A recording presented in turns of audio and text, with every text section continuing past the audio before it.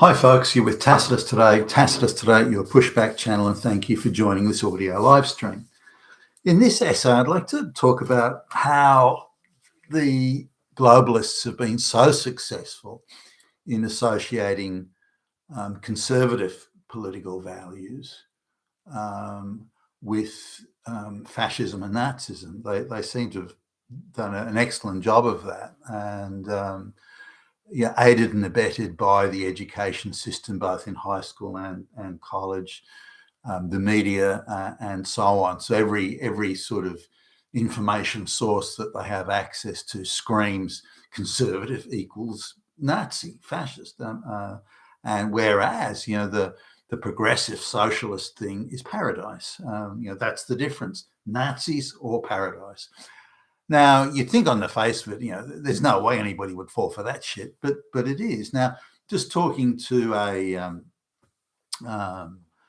the son of some people we know, and they're well-to-do, and the kid's going to a very expensive private school, and lives in a state of luxury, given his folks' wealth, and yet they've got this big outdoor entertaining area with a heated swimming pool and everything. We're out there having like a barbecue type lunch, and I try and make an effort to be civil and to talk to the the relatives and the kids and whatnot of the people we know, and it's a great way of getting sort of feedback as to what's going on at school and college, because that's the age group most of them are in, or not long out of college. So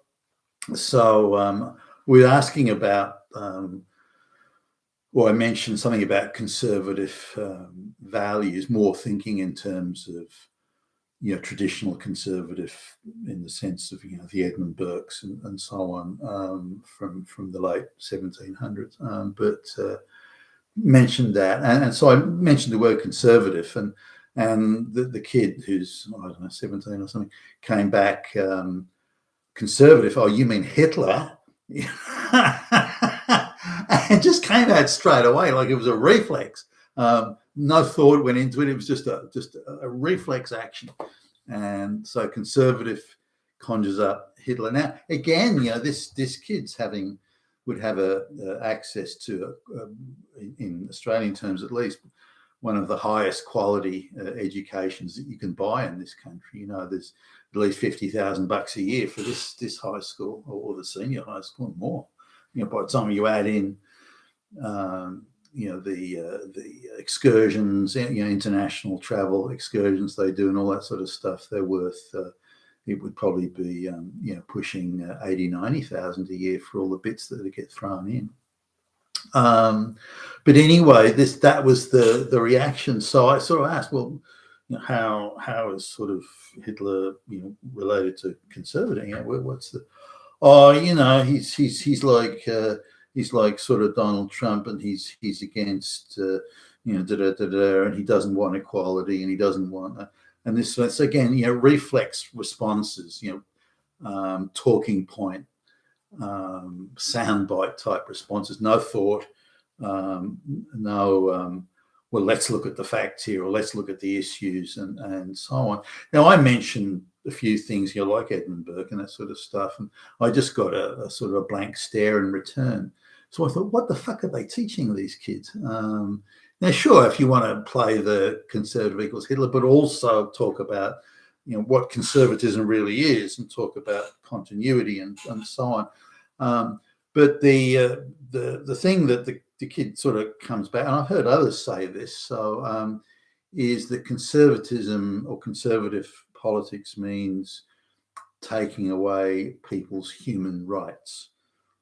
That's also Hitler took away people's human rights.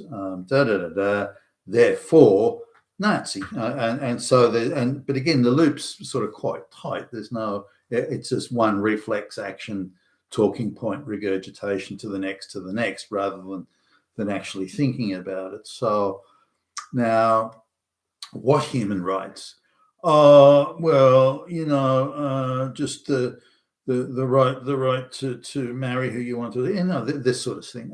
So these vague, it was a series of abstractions. So when they talk about human rights, they talk about the vibe of it all. It's some massive abstractions, and the right to be happy, the right to love, the right to this and that, the right to be wherever you want to be, the right to a good life, the right to and so on. But these are all abstract. None of them can be codified, and none of them can be defined. And the definitions that have been attempted are so vague as to be non-definitions of these rights. Now, if we go back to sort of the conservative principles, and Edmund Burke gets mentioned a lot, so I'll mention, Edmund Burke wrote a treatise in the around 1790 or so, or a little bit later, but around that time. But it was in the shadow of the French Revolution. So when the French Revolution kicked off, so we're talking about mid 1789, and say between May to July, that's sort of around that time frame in 1789.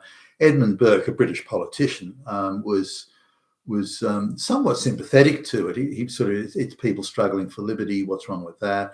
Now, at the time, the liberties of the English citizen, in European terms at least, was the English citizen had more liberties than any other citizen in Europe, probably the world actually at the time. Now, for however repressive you might say English life or British life was at the time, they still had more rights than anyone else. So it was a pinnacle, if you like, of what today we might generally or loosely call, progressive values. But now it wasn't progressive at the time. It's that England had, Britain more largely, but England in particular, had a lot of continuity. So say between 1300 up to when the French Revolution was going, so that 500 plus years.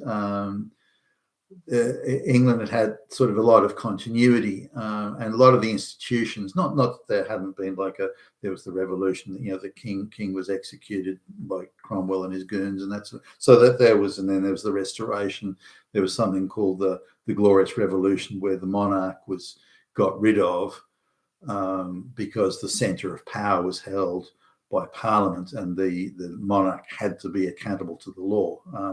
So you see this growth of we're all accountable to the law type thing, and this was a centerpiece of British life. Because in order to be accountable to the laws had to be codified, and they had to be clearly codified, so we could measure this accountability and determine it is, and also determine if those by people who've broken the law or trespassed upon the law. Now, it wasn't perfect, and there were still issues to do with habeas corpus and things like that. But there were further definitions added in these areas. So you had quite tightly and clearly codified, again, relative to anywhere else in the world, you had these clearly codified laws. So the essence of conservatism is that you have clearly codified laws that organically develop based on the needs of the society. And you kind of need a nation state for this. You need a certain degree of homogeneity for this as well. But as in racial and social homogeneity and social trust, because social trust requires I'm going to hand power over, so the people say I'm going to hand power to the elected representatives, and I'm going to send an elected representative to Parliament, says the local voters, and I have enough social trust in my fellow citizens that they will fairly and honestly and without prejudice represent the needs of my community, and that power can be handed over based on elections. Now that takes a vast amount of social trust. Trust, by the way, in the West that we've now lost. To the globalists, that social trust was obstructed the globalization project. So that social trust has to be torn to pieces for the globalists to be successful, and they're going about it very aggressively, by the way, and very successfully too. They've broken down most social trust, and certainly the social contract between the the people and the government, the globalists have been very successful, and they've replaced it with these abstract values of equity and black lesbians and trans rights and so on, all of which is abstract, and none of it is codified or not coherently codified. So they're replacing the codified and the clear, and they're replacing that clarity and the social contract. They're replacing it with mayhem and abstractions and no human being is illegal and all this sort of thing. And they've been very successful, I believe, in doing it.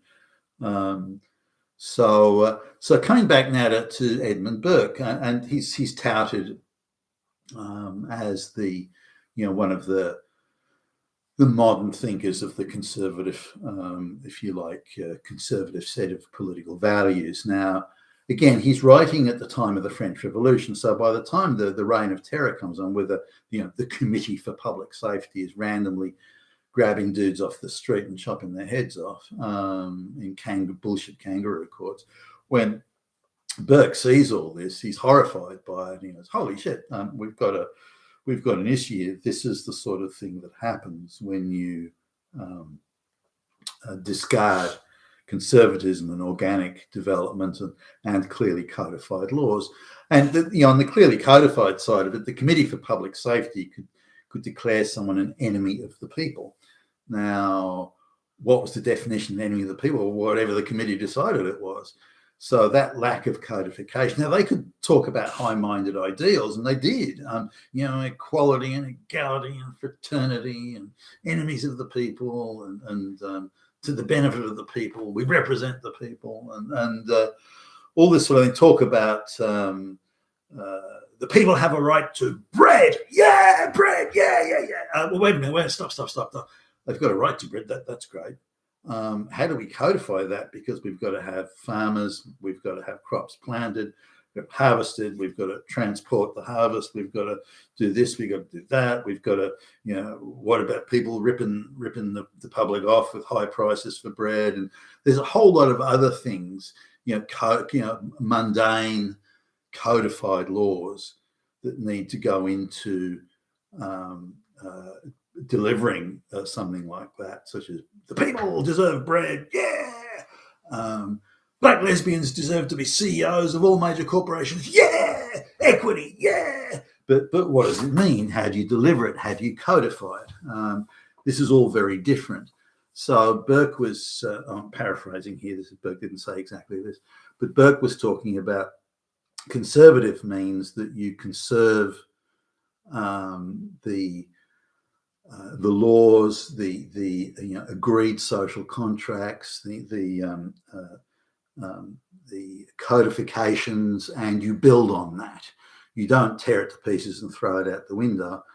You build on it and refine and improve and add to that body of law, that organically developed agreed social contracts and again, the codified laws. You build on that, and then through that you create a better society. Do you create a do you create a better society in 5 minutes? You suddenly get up one day and say, okay, that's it, out with the old and in with the new, which is very much the revolutionary socialist thing to say, well, everything is bad. It's all bad. Every bit of it.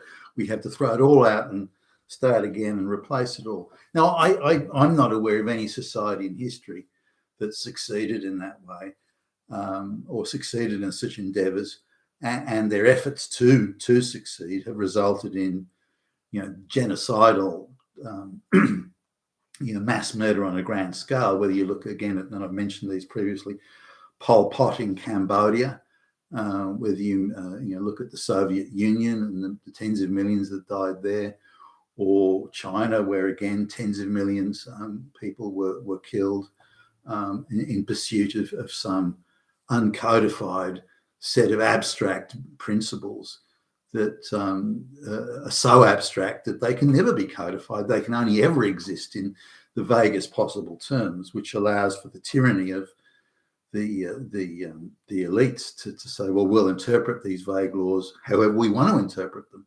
We'll say you're an enemy of people. We'll say you're a counter-revolution. We'll say you're a bourgeois revolution. And we can say whatever we want because these abstract pursuits are just so vague. Now, in conservative societies, that's not so. The law has to be codified. It has to be clear, and you have to know if you've trespassed upon it in some way. So legal rights. And we can, say human rights, really. So legal rights are ones which are clearly codified, where you know where you stand and you know what you need to do to not incur the wrath of the legal authorities or the government or whatever. And you know what you have to do to prosper. Your happiness is delivered, your pursuit of happiness is delivered because it's clear and codified. You know that if you kill someone or if you commit robbery or something, you're going to be, assuming you get found out, you're going to be arrested and you'll appear before a court, and if found guilty, you go to prison. All this sort of stuff, get fined, whatever. So really, human rights are given clarity by or are delivered by the clarity of the law and the clearly codified clarity of. So if the government wants to act in a tyrannical manner towards you, they too are bound by that law, that codified law. And therefore your rights are protected because the biggest threat to your rights is government or big business or something like that. But wherever people want to do the citizen harm, they have to first get through the law, the clearly codified law. So that is your guarantee of human rights. The law is your guarantee of human rights, the rule of law. And then, the due legal process, independent courts, free media, and so on. So that's the biggest guarantee of human rights and your individual rights and liberty. That is the biggest guarantee. It's not abstract principles such as equity for black lesbians. That's bullshit. So once we move away from clear codification, which is a conservative sort of a codification of law, a clear conservative value, and move into the abstract principles of, revolution. Yeah, let's tear it all down. Yeah. Transgender rights. Yeah. Once we move into that and it's uncodified, then that allows the government and the various authorities, whether they be courts or police or anything, to act arbitrarily, because once you take away that definitions of law, then the people that have the power can act arbitrarily because they're not accountable to that law, or the law is so vague they can interpret however they want. So therefore it represents a net and very clear and obvious loss of your rights and loss of your liberties and loss of your human rights. And this is, in essence, what Burke is arguing as he looks at the French Revolution. He's saying the French Revolution represents a loss of human rights or liberties, not a gain of them as it would appear to be. Now, the fact you can take, aristocrats and whatever out the back and kill them arbitrarily without, proper due legal process, then that's hardly a step forward in right. You may get off on the idea of, I never liked that motherfucker anyway, so I'm just, you may get off on that, or may think, whoa, that's a step forward, but it's not. It's a retrograde step because it's now ushered in and allowed the state to act arbitrarily. And once it can take away this person's legal rights and doesn't have to be bound by the law, then they can do it to anybody, which is what we're seeing in the West today. So all these school kids and college kids screaming for, mass migration, no human beings are legal, this sort of thing. They're, if you just translate the effect of what they're saying and demanding, is they are demanding arbitrary law, and they're demanding arbitrary interpretation of the law, and they are demanding laws that are so vaguely codified, assuming they're even codified at all, so vaguely codified that, again, tyrannical governments can interpret however they want, which results in a loss of your rights and a loss of your liberty. So conservatism is a way of keeping your rights and keeping your liberties. Now, you may want some of those laws changed or an extension of some of these liberties. Then if you've got a high social trust government and legal system and so on, you can effect changes through the body politic and through your parliamentary representatives. That's lost now as well. The parliamentary representatives in the West all report into the globalists. The voting public's got very little effect on things anymore. They do in things like, say, Donald Trump getting elected, and the globalist machine is terrified of that, terrified of it, and will do anything to stop it.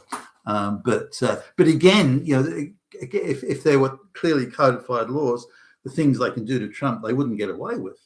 They wouldn't be able to do it. It's only because we've already lost so many codified laws and liberties and so on, because they've already been torn down, that the deep state, globalist deep state, can do what they're doing to, whether it be Jan 6th or Trump or any of the other groups, Proud Boys, that sort of thing.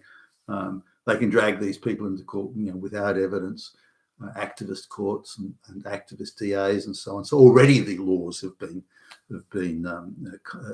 hugely compromised, and so we have to get back to the road back to cohesive societies will come from applying the rule of law equally and having clearly codified law. That is the only path back. Until we get that right, the rest of it is all going to be window dressing. You've been a Tacitus today at your Pushback channel, and thank you for listening.